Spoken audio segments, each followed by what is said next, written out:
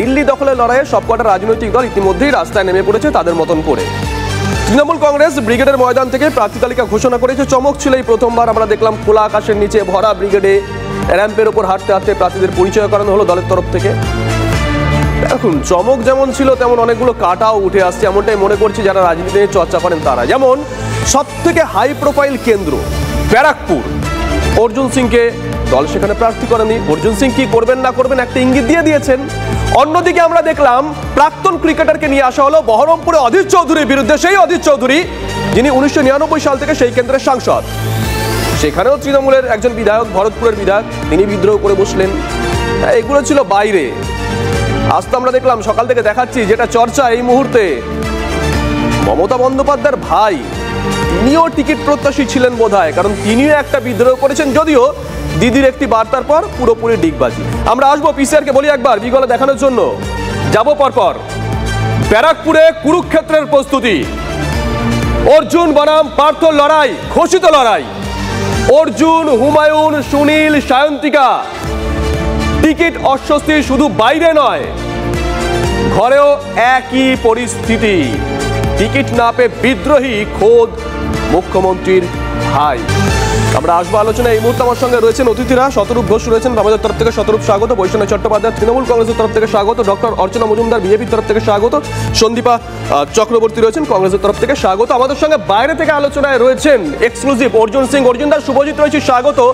না, এই ব্যাপারে আমি অস্পষ্ট আপনাকে জানিয়ে দিচ্ছি, আমার ছেলে কিন্তু প্রথম দিন থেকে বলছিল কি আপনি ভুল পথে এগোচ্ছেন, এরা আপনাকে কোনো দিনই বিশ্বাস করবে না, এমন জায়গা নিয়ে গিয়ে ফেলবে, এমন জায়গা আপনাকে পৌঁছিয়ে দেবে যেখান থেকে আপনার রাজনৈতিক ক্যারিয়ার শেষ করার এরা চক্রান্ত করেছে। কেন সামনাসামনি লড়তে পারবে না, সেই জন্যে আপনাকে এই প্ল্যান করেছে। আমি অনেকবার বলেছিলাম ছেলেকে, কিন্তু ছেলে স্পষ্টভাবে আমাকে এই কথাটা বলেছিল। আমি নাম নিতে পারবো না, আমাকে তৃণমূলে একজন অনেক বড় নেতা, সে আমাকে একদিন বলেছিলেন কি তুমি কোনো দিন কেউ বললে, ইভেন আমি বললেও তুমি তোমার ছেলেকে কোনো দিন তৃণমূলে নিয়ে আসবে না, এদের কোনো ভরসা নেই, এরা কি করবে, তুমি যা করেছো সঠিক করেছো। আমি এই ব্যাপারে আমার ছেলের কাছে সত্যি আমি এই ব্যাপারে আমি ছেলের কাছে হেরে গেছি। কি ছেলে এই ব্যাপারে খুব দূরদর্শী ছিল, ওর কথাটা কিন্তু সঠিক ছিল। আমি আমার যারা বন্ধুবান্ধব, যারা আমার রাজনৈতিক সলাহকার যারা আছে, যারা আমার সঙ্গে দুঃখ সুখে থাকে, আমি সবার কাছেই শেয়ার করেছিলাম এই কথাটা। কিন্তু আমি এটা দেখলাম ওই সঠিক ছিল, আমি ভুল করেছিলাম। আমি এই কিন্তু আমার ভুল একটাই কারণে হয়েছিল, 2021 সালে যে পোস্টপোল ভায়োলেন্স হয়েছিল, বহু ছেলে, হাজার হাজার ছেলে চাকরি চলে গেছিল, বহু ছেলে ঘর বাড়ি পুড়িয়ে দেওয়া হয়েছিল।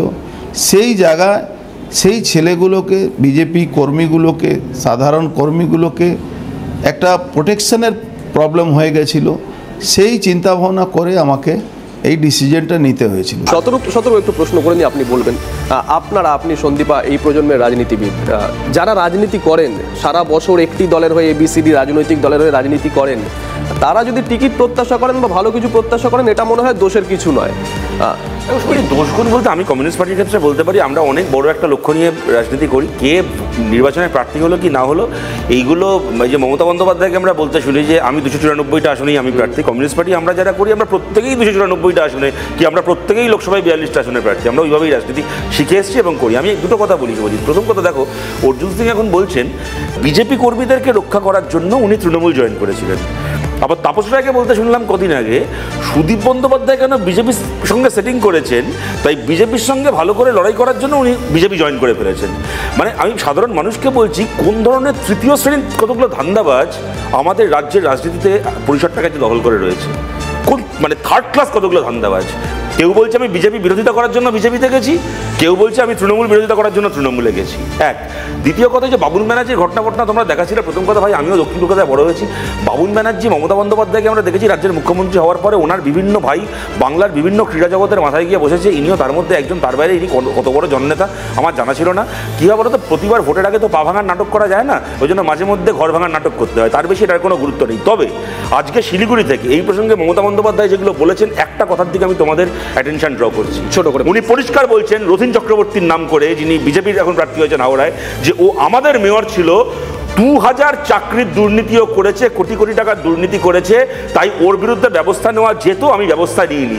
আমরা জিজ্ঞেস করছি মমতা বন্দ্যোপাধ্যায়কে, আপনি আপনার দলের আর কতজনের দুর্নীতির কথা নিজে মুখে স্বীকার করবেন তবু ব্যবস্থা নেবেন না? তুমি বলো এটা খালি দলবদল? একটা লোক ব্রিগেডের মঞ্চে বসে আছে একটা দলের হয়ে, নাম ঘোষণা হলো না, মঞ্চ থেকে ফিরে গিয়ে মমতার ছবি নামিয়ে মোদির ছবি তুলে দিচ্ছে।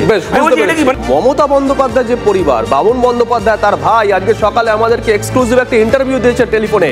তিনি সরাসরি বলেছিলেন তিনি টিকিট প্রত্যাশী, ইঙ্গিত দিয়েছিলেন তিনি যে তিনি নির্দল হয়ে দাঁড়াবেন। কি বলেছিলেন সেই সময় জানি আলোড়ন পড়ে গেছিল, শোনাই একবার। ব্যানার্জির মতো ক্যান্ডিডেট দেওয়া আর জনসংযোগবিহীন সংসদ, আমরা ময়দানের লোক, খেলা তো হবে। আশ্বাস দিয়েছে বহুদিন আগে, 19 সালেও আশ্বাস দিয়েছিল, 21 সালেও আশ্বাস দিয়েছিল, আর 24 সালেও আশ্বাসের জায়গা তৈরি হয়েছে। কিন্তু দিদিমণির যারা ক্ষতি করছে, দিদিমণি তাদেরকে দেখা উচিত। তা আমাদের দলের মধ্যেও কিছু লোক আছে যে দিদির কান ভরে বেশি, কি পেয়েছে পাইয়েছে, অনেক কিছুই হয়েছে, মমতা ব্যানার্জির কথা লিস্ট গেছে, কিন্তু কিছু কিছু লোক হয়তো সেটা মান্যতা দিয়েছে কি দেয়নি সেটা বুঝতে পারছি না। নির্দল হয়ে দাঁড়াবার জন্য আমার ইচ্ছা প্রকাশ আছে। রাজনীতি এবং পারিবারিক রাজনীতি, পারিবারিক কোন দল দেখি, সেটা গান্ধী পরিবার হোক, যাদব পরিবার হোক, একটা প্রভাব পড়েছে রাজনীতির ময়দানে। আজকে বাবুল বন্দ্যোপাধ্যায়ের এই বক্তব্য প্রভাব কি পড়বে? আমি যতদূর জানি যে ব্যাপার, ও আবার পরে আর একটা বিবৃতি দিয়েছে, তো আমি এইটুকু বলতে পারি, বলতেই পারেন দিদি, বড় বলতেই পারেন, পেছনে লাগতে গেলে আমাদের বিরুদ্ধেই লাগতে হবে, কারণ অন্যরা প্রায় অপ্রাসঙ্গিক হয়ে গেছে। তো তবে তার আগে আমি জাস্ট একটা জিনিস ছুঁয়ে যাব। মীনাক্ষী মুখার্জি, মানে বাম যুবদের ক্যাপ্টেন, কোট আনকোট ক্যাপ্টেন, তার বাবার একটা ইন্টারভিউ দেখছিলাম কোনো একটি ডিজিটাল মাধ্যমে। তিনি বলেছেন, তাকে যখন জিজ্ঞাসা করেছিল আপনার মেয়েকে নিয়ে আজকে ব্রিগেডে এইরকম একটা উন্মাদনা, ব্রিগেডের আগের দিন সম্ভবত আমি দেখছিলাম, তিনি সরাসরি বলেছেন আমার মেয়ে নয়, আমার পার্টির আমার একজন সহকর্মী, আমার একজন কমরেড। হ্যাঁ, দেখুন আমরা ওই কালচারেই আমরা বড় হয়েছি, আমরা ওইটাই দেখে এসেছি। আমি একটা কথা বলি শুভজিৎ, দেখো আমি বৈশাখের কথার সাথে কিছুটা একমত। প্রথম কথা হচ্ছে এই ধরনের দলের প্রার্থী না পেয়ে ক্ষোভ অভিমান তৃণমূলে কি ইভেন কংগ্রেসে আমরা এই প্রথম দেখছি না। এবং দ্বিতীয় কথা এটাও সত্যি যে দেখো ওদের দলে কার ক্ষোভ হবে কার অভিমান হবে ওদের ব্যাপার, ওরা বুঝবে, তা নিয়ে আমাদের কোনো মাথা ব্যথা নেই। আমি কিন্তু বারবার প্রশ্নটা যেটা আগেরবারও করেছিলাম তা হচ্ছে স্বচ্ছতার প্রশ্ন। আপনি মমতা বন্দ্যোপাধ্যায় আপনি নিজে বলছেন হাওড়ায় আপনার কর্পোরেশন 2000 চাকরির দুর্নীতি করেছে, আপনার কাছে ব্যবস্থা নেওয়ার সুযোগ ছিল, আপনি নেননি। আপনি মমতা ব্যানার্জি নিজে বলছেন রাজীব ব্যানার্জির সিঙ্গাপুরে বাড়ি রয়েছে, আপনার কাছে প্রমাণ আছে ও বনসহায়ক নিয়োগের টাকা খেয়েছে, কোটি কোটি টাকা কামিয়েছে, তাকে আপনি আবার দলের নিজের নেতা করেছেন। আপনি বলেছিলেন অর্জুন সিং বিকাশ বসুকে খুন করেছিল নৈহাটিতে, আপনি সেই অর্জুন সিংকে আবার নিজের দলে এনেছিলেন। আপনি মমতা ব্যানার্জি এখন বলেন শুভেন্দু অধিকারী গোটা মেদিনীপুর জেলায় টেট এসএসসি দুর্নীতি করেছিল, অথচ সেই দুর্নীতি দেখেও আপনি তাকে 10 বছর ধরে রাজ্যের মন্ত্রী করে রেখে দিয়েছিলেন। আমাদের কোনো বিরোধীর কথা সেই যে বৈশাখা বলছে আমরা তৃণমূলের পেছনে লাগছি, তৃণমূলের সবচেয়ে বেশি পেছনে মমতা ব্যানার্জি লাগছেন। মমতা ব্যানার্জি প্রেস কনফারেন্স করে বলছেন তৃণমূল চোর, মমতা ব্যানার্জির ক্যাবিনেট চোর, মমতা ব্যানার্জির দলের পরিচালিত কর্পোরেশন মিউনিসিপ্যালিটিগুলো চোর, এটা মমতা ব্যানার্জি বলেছেন, আজকে দুপুরবেলা বলেছেন। 3 রাজ্যের মুখ্যমন্ত্রী এম.কে. স্ট্যালিন, পিনারাই বিজয়ন, মমতা বন্দ্যোপাধ্যায় তারা বলছেন যে তারা সিএ করতে দেবেন না। এটা কি বলা যায় দেশের একটা আইনসভায় পাশ হয়ে গেছে, সত্যি সত্যি আটকানো সম্ভব নাকি জাস্ট রাজনৈতিকভাবে বলতে হয় তাই বলছে? আমার মনে হয় একই কথা বলছি। প্রথম কথা হচ্ছে এটা আজকে আমাদের নয়, গত 20 বছর ধরে আমাদের পার্টির পরিষ্কার স্ট্যান্ড, বাংলাদেশ থেকে আসা প্রত্যেকজন উদ্বাস্তু হিন্দু মানুষকে বিনা শর্তে ভারতের নাগরিকত্ব দিতে হবে। এরা অনেকগুলো শর্ত চাপিয়েছে, সেই শর্তের বিনিময়ে এরা স্ক্রুটিনাইজ করবে, করে হয় দেবে অথবা দেবে না।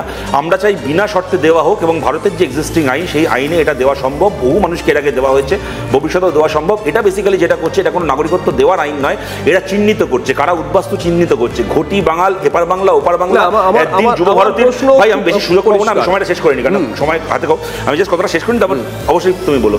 যুব ভারতীর গ্যালারিতে ইস্টবেঙ্গল মোহনবাগান ফুটবল ম্যাচে এগুলো ছিল, যেটা ওরা সরকার করে দিচ্ছে। সরকারের চোখে এবার কে ভারতবর্ষের 100 বছরের বাসিন্দা, কে 40 বছরের বাসিন্দা, আমার প্রশ্নটা আলাদা ক্যাটাগরি তৈরি করছে। এবং জিজ্ঞাসা করলাম, আপনাকেও জিজ্ঞাসা করছি, যেহেতু পিনারাই বিজয়নও বলেছেন আইনসভায় পাশ করা একটা আইন, সেটা কি আটকানো যায় আইনটা বাস্তবে, এমন নাকি একটা এটা আইন- just রাজনৈতিক একটা কথা? দেখো শুভজি, দেখো এটাও তো ঘটনা, তোমার কথাটাকে আমি উড়িয়ে দিচ্ছি না, কিন্তু এটাও তো ঘটনা যে ধরো কংগ্রেস তো এমার্জেন্সিও পার্লামেন্টে পাশ করেই লাগু করেছিল, তারপরে তো বিজেপি ওটাকে মানে না, ওটাকে সমর্থন করেনি। সুতরাং পার্লামেন্টে তুমি তোমার সংখ্যার জোরে পাশ করিয়ে নিয়েছো বলে আমায় মানতে হবে তা তো নয়। আমি যা শেষ করি, দ্বিতীয় কথা আমি তোমায় বলছি, আবার এর বিরুদ্ধে লড়াইটা কে করবে? তোমাকে সাথে একটা এক্সাম্পল দিয়ে, মুকুটমণি অধিকারী, যিনি সিএ বিরোধী লড়াই মমতা বন্দ্যোপাধ্যায় রানাঘাটের সৈনিক, 1 মার্চ, আজকে আমরা দাঁড়িয়ে আছি 13ই মার্চে, 1 মার্চ আজ থেকে 12 দিন আগে লিখেছেন, শান্তিপুর বিধানসভার 1 নম্বর কলোনিতে বিজেপি উদ্বাস্তু সেলের পক্ষ থেকে সিএ সমর্থনে পথসভা, জয় শ্রীরাম ভারত মাতার জয়, 1 মার্চ।